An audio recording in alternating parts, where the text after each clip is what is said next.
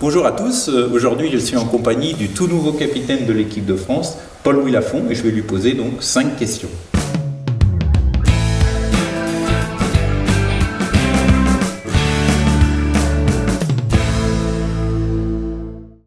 Alors tout d'abord, bonjour Nicolas. Ma motivation, c'est un petit peu la continuité de l'international pour ne pas lâcher l'international. J'avais déjà expliqué à la fédération que une fois que j'aurais arrêté ma carrière de pêcheur, je souhaitais prendre un capitanat. Bon, j'ai eu l'occasion l'année dernière de prendre le capitanat des vétérans pour une saison, ça s'est pas trop mal passé, donc voilà. Et puis Jean-Pierre Missry n'étant plus le capitaine, il y a une opportunité qui s'est ouverte. J'aurais voulu encore pêcher un an ou deux si ça avait été possible, mais voilà, je pense qu'il fallait saisir l'opportunité. Si je n'avais pas saisi l'opportunité cette année, peut-être que jamais ce serait représenté.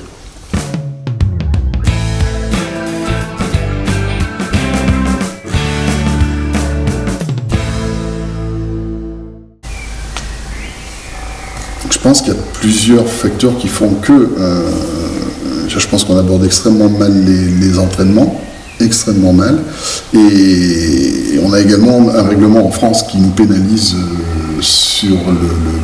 à l'international. Voilà, puisque la plupart des nations aujourd'hui appliquent le règlement international dans les compétitions chez eux, dans leur nation, alors qu'en France, c'est très complexe, puisque je crois que chaque département, voire chaque village a son propre règlement. Enfin, c'est terrible. Voilà, tant qu'on continuera comme ça, on aura du mal à progresser au niveau international. Il va falloir quand même ouvrir un petit peu plus, je pense, les compétitions.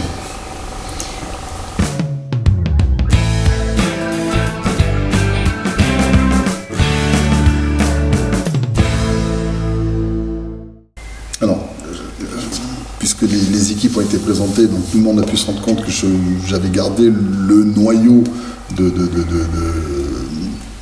pêcheurs les plus expérimentés, et j'essaie également d'amener du sang neuf, des jeunes, mais ils sont nombreux, donc c'est pour cela que j'ai demandé, en accord avec la fédération, à ce qu'il y ait 2 réserves. On a arrêté le Club France à 30, c'était complètement ridicule, et là aujourd'hui on a un Club France qui est repassé à 12 comme il était à une époque, et j'ai 2 réserves, et c'est avec ces réserves que je vais essayer de bouger, de voir les éléments. Il n'y a pas que la pêche, il y a la pêche, mais aussi le comportement des pêcheurs au sein de l'équipe, comment ils vont s'intégrer, comment ils vont être reçus par les cadres. Voilà, tout ça est important, mais il est clair que si on regarde l'âge moyen des cadres aujourd'hui de l'équipe de France, rapidement on va être obligé d'amener du sang neuf. Mais je n'injecterai pas le sang neuf comme ça à l'aveuglette. Voilà, je veux les connaître. On a prévu 1 ou 2 compétitions entre nous cette saison avec des thèmes bien ciblés pour essayer de mieux connaître les pêcheurs, mieux cerner leurs valeurs. Voilà, mais voilà, il est prévu que rapidement les jeunes intègrent l'équipe.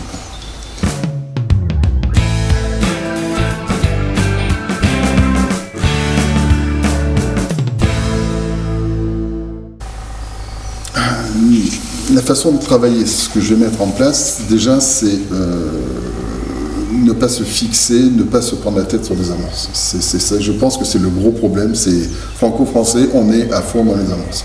Déjà, il n'y a qu'à voir, quand on va faire un championnat, on a 15 amorces différentes. C'est à mourir de rire. Donc voilà, donc déjà, cette année, par exemple, on va partir au championnat d'Europe en Italie avec uniquement 3 amorces.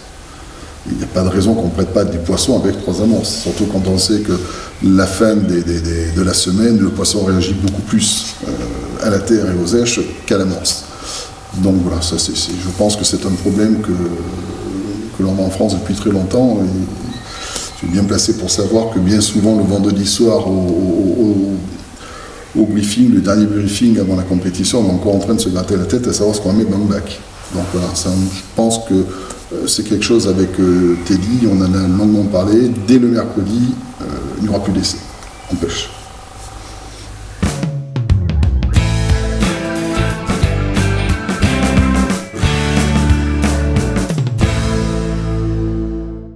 Mon objectif, il est tout simple.